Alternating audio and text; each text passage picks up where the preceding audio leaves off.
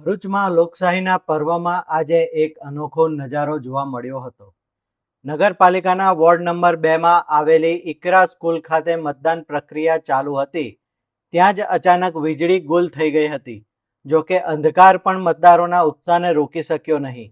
Light ન હોવા છતાં મતદારોએ મીણબત્તીના પ્રકાશમાં પોતાનો કિંમતી મત આપવાનું નક્કી કર્યું હતું. વહીવટી તંત્રની આ મથામણ અને મતદારોની જાગૃતિ જોઈને એટલું તો ચોક્કસ કહી શકાય કે લોકશાહીને જીવંત રાખવા માટે અજવાસ મનનો હોવો જરૂરી છે.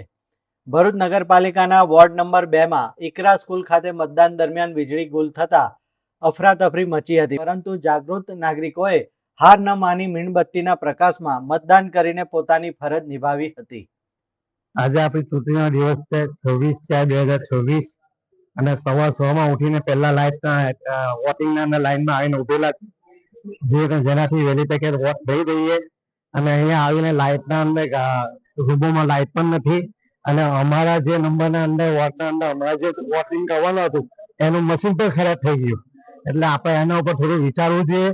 ગવર્મેન્ટે એના ઉપર થોડું વિચારવું જોઈએ કે જેથી નાગરિકો પોતે લાઈનમાં આવીને ઉભા રહે, નાગરિકની સહુલત રહે, નાગરિક પોતે વોટ આપવા વાળો, વોટ દેવા વાળો એ પોતે એનાથી ટેન્શનોમાં ના આવે, પૂરી રીતે સારી રીતે વોટિંગ થાય.